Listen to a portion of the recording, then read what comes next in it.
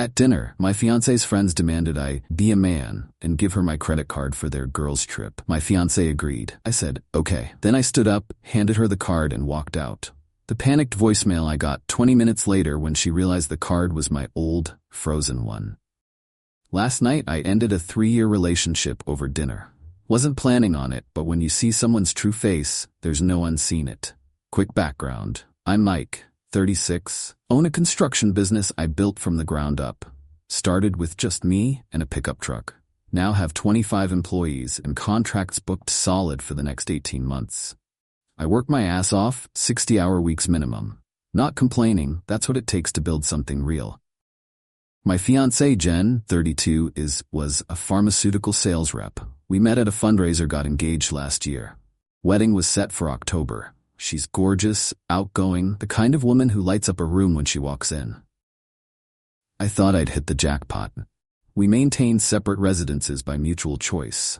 She has a condo downtown that she bought before we met, and I have my house in the suburbs. She stays at my place most weekends, and I keep a key to her condo for emergencies. It worked for us, especially with our busy schedules. Jen has 3 close friends she's known since college: Tina, Lauren, and Kara. They call themselves the Squad. I always thought it was kind of juvenile for women in their 30s, but whatever made her happy. From day one, I got the sense they didn't like me. Nothing overt, just subtle digs, eye-rolling when I spoke, inside jokes I wasn't part of. I tried. God knows I tried. Invited them to my place for dinner, paid for group outings, remembered birthdays and sent gifts. Nothing changed. Eventually, I stopped trying so hard and just kept things civil. Jen always defended them. They're protective of me, that's all. They've seen me date some real jerks. Fair enough. About 2 months ago, they started planning a girls' trip to Miami. Seemed fine at first, 4 nights at some fancy beach resort, spa treatments, the works.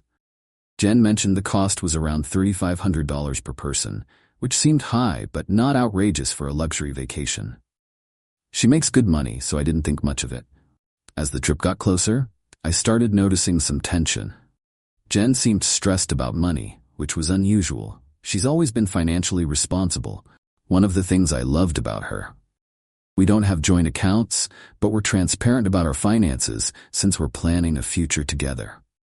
Last week, she asked if I'd cover her car payment and insurance this month because of the trip. I agreed and transferred $850 to her account. We help each other out sometimes, no big deal. I even saved the payment confirmation email, just as I do with any financial transaction between us. Then 2 days ago, she asked if I could loan her $2,000 for the trip. This raised some red flags. Why was she suddenly short? I thought you budgeted for this months ago, I said. Well, there are some unexpected expenses, she replied vaguely.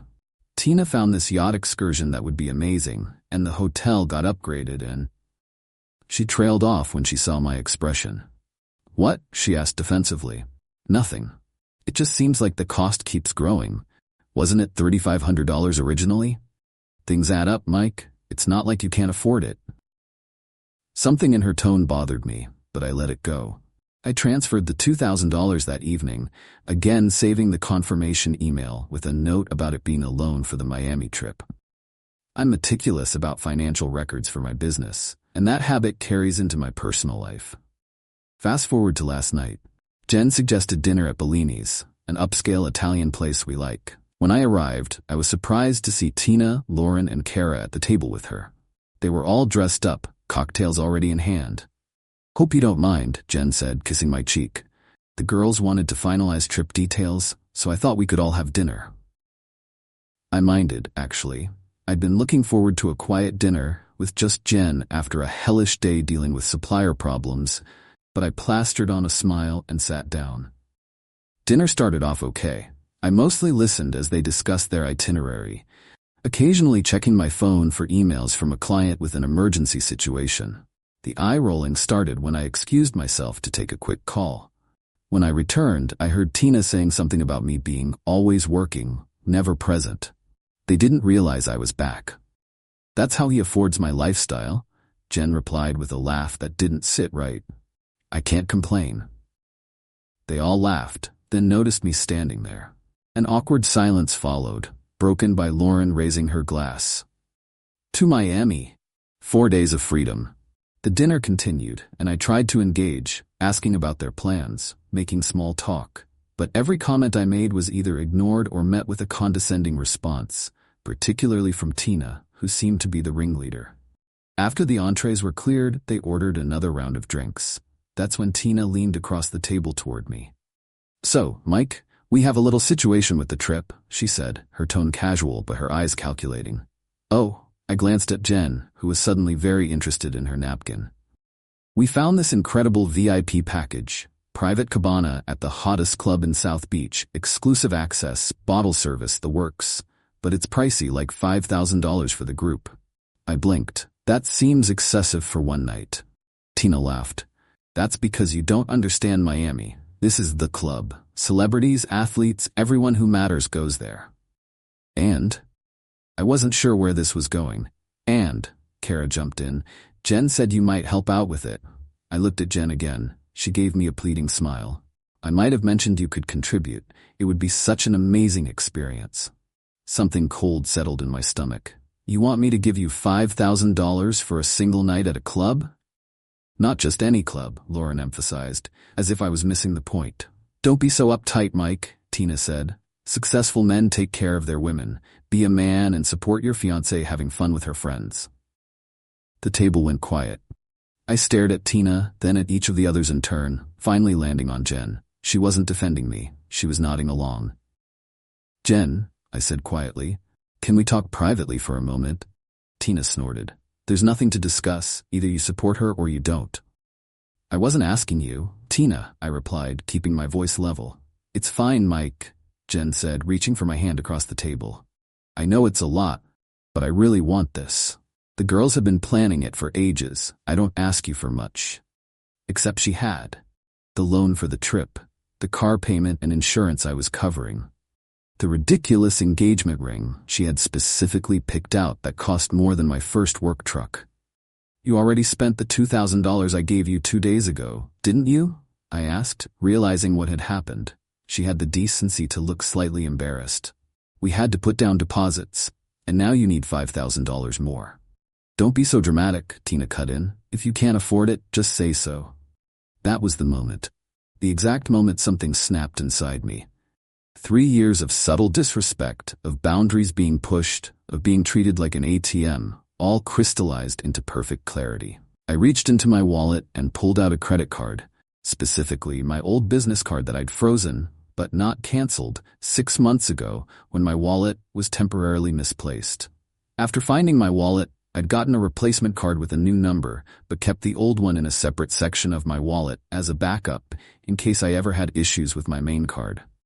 The account was still active, but the card itself was frozen via my banking app. "You know what? You're right," I said, sliding it across the table to Jen. "Here, have fun in Miami."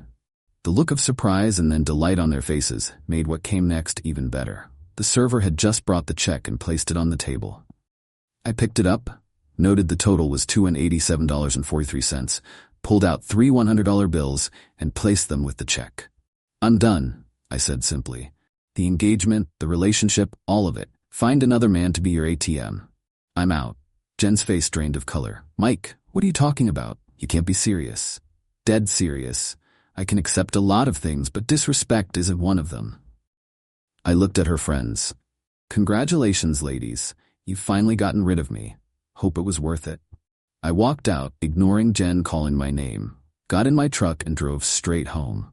My phone started blowing up immediately with texts and calls, all from Jen. I ignored them and poured myself a whiskey when I got home. About 15 minutes later, just enough time for them to have tried using the card for something after my cash-covered dinner, a voicemail came through. I decided to listen to it, figuring it would be Jen either raging or crying. It was both, but not for the reason I expected. "Mike, what the hell? Your card got declined. We tried to use it for a round of drinks and the bartender said it was frozen. Do you know how humiliating that was? Tina had to pay for the drinks. You gave me a frozen card? Are you freaking kidding me? Call me back right now." I started laughing so hard I nearly choked on my whiskey. She wasn't upset about me ending our relationship. She was upset about being embarrassed in front of her friends when the card declined. The calls and texts continued for hours. I turned my phone off and slept better than I had in months. This morning, I woke up to 37 missed calls, 19 voicemails, and 54 text messages. The progression was fascinating. Voicemail 1, the angry one about the card declining. Voicemail 2. Mike, I'm sorry if we upset you. The girls were just joking around. Call me back so we can talk about this. Voicemail 3. Babe, please, you're overreacting. It was just a miscommunication. Don't throw away 3 years over one stupid dinner. Voicemail 4. If this is about the money, forget the club thing. We don't need it. Just please call me back. I'm outside your house. I can see your light on. Let me in so we can talk. I hadn't heard her pull up, but sure enough, when I checked, her car was in my driveway. I didn't answer the door. Voicemail 6. Fine. Be childish. I'm going home. We'll talk tomorrow when you've calmed down. The next morning, the tone changed. Voicemail 7. Mike, I've been thinking all night. I understand why you were upset. Tina was out of line, but that's just how she is. You can't let her get to you like that. Voicemail 8. The girls feel terrible. They were just looking out for me. Please call me back. We need to talk about this like adults. Voicemail 9. I canceled the Miami trip. Are you happy now? Can we please just talk? By afternoon, desperation set in. Voicemail 13. Mike, please. I love you. I've called in sick to work. I can't stop crying. Don't do this to us. The final voicemail came at 4:30 p.m. I just realized something. You said you were done with the engagement before you even knew the card was declined. Were you seriously going to break up with me over one comment about money? After everything we've built? That's cold, Mike. Really cold. I thought I knew you. I guess I didn't. Neither of us is perfect, but I never thought you'd throw everything away over something so small. I deserve better than this. Goodbye. And there it was. The instant victim narrative flip. In her mind, I was now the villain who cruelly ended things over one comment. Not the 3 years of disrespect. Not her friends openly mocking me. Not her sitting there silently as they demanded I be a man and hand over thousands of dollars for their entertainment. I finally texted back a single message. I'll have your things from my house boxed up by this weekend. Please leave anything of mine at your condo where I can pick it up. I'll also need my house key back. Her response was immediate. Can we please just talk first? I didn't reply. An hour later, Tina called. I was surprised enough to answer. You've made your point, she said without greeting. Jen is devastated. What will it take to fix this? Nothing, I replied. There's nothing to fix. Don't be ridiculous. Everyone argues about money. You can't throw away a relationship over one disagreement. This isn't about money, Tina. It's about respect, something you and the squad have never shown me. Oh, grow up. So we tease you a little. Men are so fragile these days. I laughed. Thanks for the confirmation that ending things was the right call. Goodbye, Tina. I hung up and blocked her number. Jen's sister Amy called next. Unlike the others, Amy has always been decent to me. She's married with 2 kids, settled, mature. Basically the opposite of the squad. Mike, it's Amy. Can we talk for a minute? Sure, Amy. What's up? Jen is at my house. She's a mess. I've never seen her like this. I'm sorry she's upset, but my decision is final. Amy sighed. I'm not calling to convince you to take her back. I'm conflicted. She's my sister and I love her, but what she and her friends did was really inappropriate. That surprised me. You think so? Jen told me what happened. Her version at first was that you overreacted to a simple request, but when I pressed for details, the full story came out. I love my sister, but those friends of hers have always been a problem. I've tried to talk to her about them for years, but she never listens. I appreciate your honesty, Amy. The thing is, Mike, I think this might be the wake-up call she needs. She's always had people catering to her, our parents, her friends who encourage her worst impulses, boyfriends who give her whatever she wants. You're the first to hold her accountable. We talked for a few more minutes. Amy agreed to be present when I dropped off Jen's things and to make sure Jen returned my house key.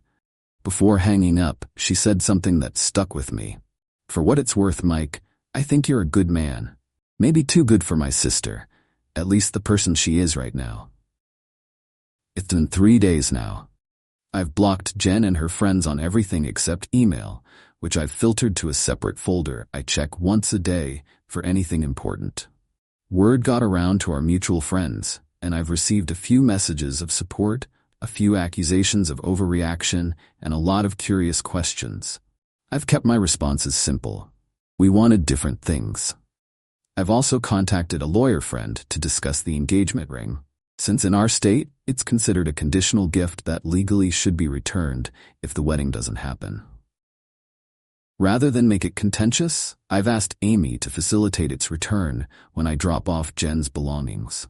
The wedding venue has been notified, deposits forfeited. I'm out about $15,000 in non-refundable payments for various vendors, but that's a small price for the clarity I got.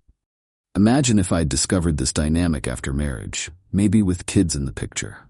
My buddy Ryan, who never liked Jen but kept it to himself, came over last night with a bottle of bourbon. "You know what this was?" he said after I recounted the full story. "A test. They were testing how much of a doormat you'd be. And you failed their test but passed the real one, the one that determines whether you respect yourself enough to walk away." He's right. Sometimes the most expensive gift you can get is seeing someone's true character before it's too late. That dinner cost me a 3-year relationship and $15,000 in lost deposits, but it saved me a lifetime of disrespect and financial manipulation.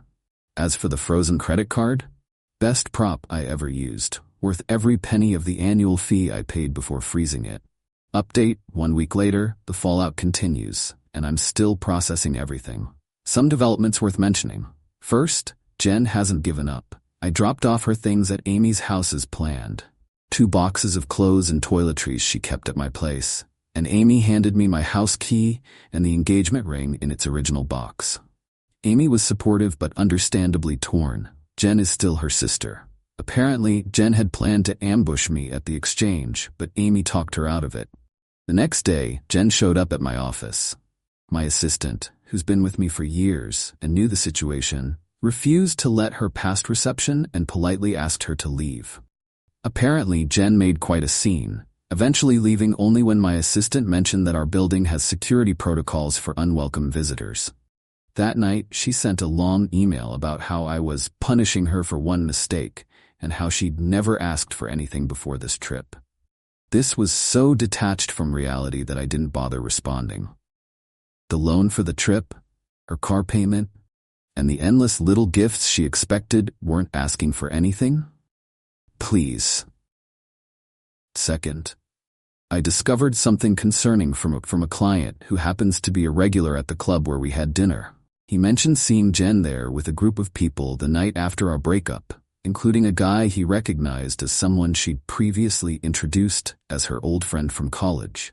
I pressed for details without revealing the full situation, and he mentioned they seemed quite cozy.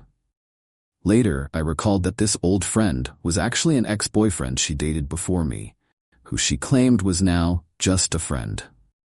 Out of curiosity, I checked the Instagram accounts of Tina and Lauren via a friend's account since I'm blocked, and sure enough, there were multiple photos of this guy hanging out with their group over the past few months, often when I was working late or out of town. I didn't have definitive proof of anything physical, but the pattern of deception was clear enough. I also realized that the Miami trip coincided with a music festival this ex had posted about attending on his public Facebook page. The VIP club night they wanted me to finance was at the same venue where this festival's after-parties were being held. Third, Amy called yesterday to check on me. We had a good talk, and she reluctantly shared something she felt I should know. Jen had confided in her months ago about feeling trapped in our relationship, but afraid to end it because she was comfortable with the lifestyle and status of being with a successful business owner. According to Amy, the resentment from the squad toward me stemmed partly from Jen venting her frustrations to them, often exaggerating or misrepresenting situations to paint herself as the victim. It's a pattern with her, Amy said. She's done this in other relationships too. She gets bored or feels confined, but instead of having an honest conversation, she creates scenarios where her partner becomes the villain. Then when it ends, she can tell herself and everyone else that he was the problem, not her. That explains so much about our relationship dynamic. The constant small tests, the progressive boundary pushing, the instant victim flip when consequences appeared. I've been doing a lot of reflecting on why I tolerated it for so long. The truth is, Jen had many wonderful qualities. She could be incredibly loving, thoughtful, and fun when it was just the two of us. The problems always surfaced around her friends or when financial expectations came up. I realize now I was unconsciously falling into my dad's pattern.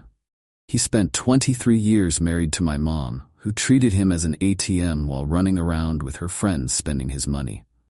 He worked himself into an early grave, trying to keep up with her demands. I was on the same path without realizing it. Several people have asked if I regret the dramatic way things ended. I don't. Could I have had a serious conversation with Jen first? Maybe tried one last time to make her see the problem? Possibly. But I'd already had versions of that conversation multiple times over 3 years, and nothing changed. Sometimes a clean break is the only break that works.